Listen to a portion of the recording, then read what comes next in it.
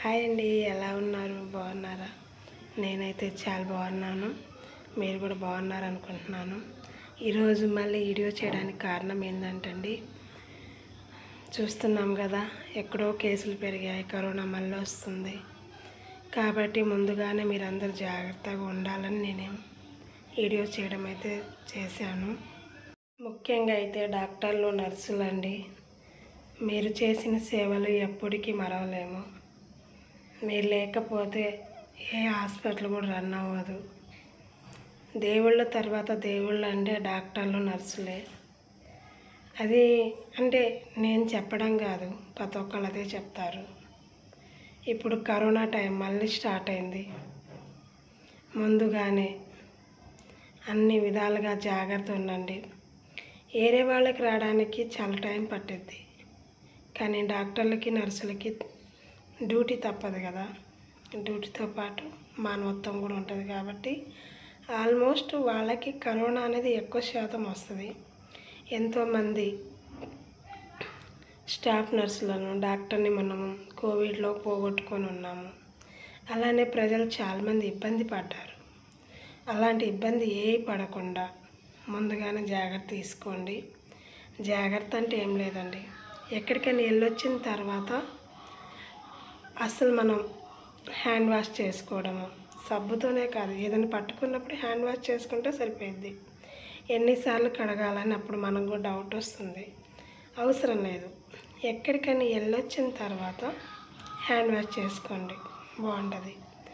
తర్వాత ఏదైనా తిన్న తర్వాత, తినకముందు, ఎక్కడికైనా అంటే ఎవరినైనా మనం కొత్త వాళ్ళని కలిసినప్పుడు, అంటే పాతకాలంలో అయితే నమస్కారం పెట్టుకునేవాళ్ళం, ఇప్పుడైతే షేక్ హ్యాండ్ ఇచ్చుకుంటున్నాం. కాబట్టి ఆల్మోస్ట్ శానిటైజర్ అనేది మన బ్యాగ్లో మనతో ఉంచుకుంటే మంచిది. కరోనా మాకు రాదు అనడానికి లేదండి. ఎందుకు రాదు? మనమేం దేవుళ్ళమా? నాకైతే పోయినసారి కరోనాలో 4 టైం వచ్చింది. దేవుడి చిత్తం ఏంటంటే నాకు వెంటిలేటర్ మీద ఇంటిబేషన్ అవ్వకుండా చూసుకున్నాను. ఎందుకంటే మనకి దగ్గైనా జ్వరమైనా వచ్చిన వెంటనే మనం చేయాల్సింది పారాసిటమాల్ లేకపోతే డోలో. ఈ ఖచ్చితంగా మన దగ్గర అయితే ఉంచుకోవాలండి. మన ఇంట్లో ప్రతి ఒక్కరికి వచ్చిందా పారాసిటమాల్ వేసుకోవడం, హాట్ వాటర్ తాగడం, మంచి ఫుడ్ తినడం. పోయినసారి చాలామంది మంచి ఫుడ్ అంటే ఏదేదో తిన్నారు.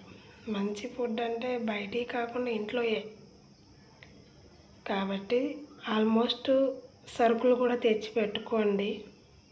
మనకి నెలవారీ కాకుండా 3 నెలలకి, 4 నెలలకు తెచ్చి పెట్టుకోండి. కేసులు 2 రోజుల్లే చాలా పెరిగాయంట. మన ఆంధ్రాకు కూడా వచ్చాయి, తెలంగాణకు కూడా వచ్చాయి. ఆ వచ్చిన వాళ్ళలో మనం లేమని అనుకోవద్దు.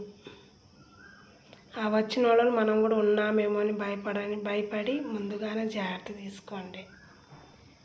కరోనా వస్తే మామూలుగా ఉండదండి. ఎన్ని జీవితాలు పోయినాయో.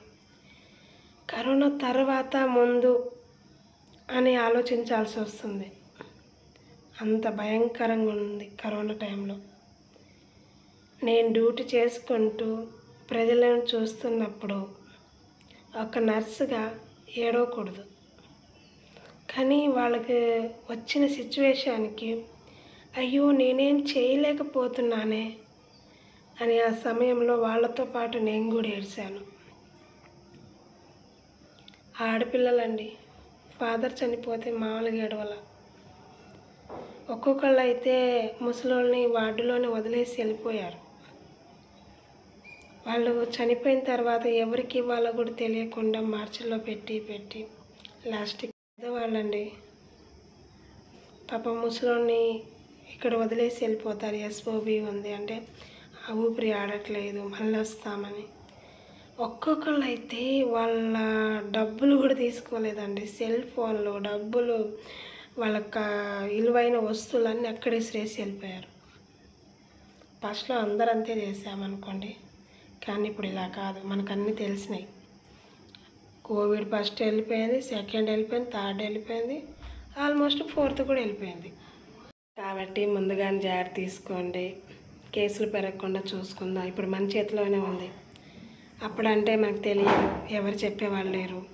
కాబట్టి ఇప్పుడు మనకు అన్నీ తెలుసు. కాబట్టి కేసులు పెరగకుండా చూసుకునే బాధ్యత నీది, నాది, ప్రజలదందరిది ఉంది. కాబట్టి జాగ్రత్తగా ఉండి కరోనాని రానికుండా చేద్దాం. ముందు మనం జాగ్రత్త ఉండాలి.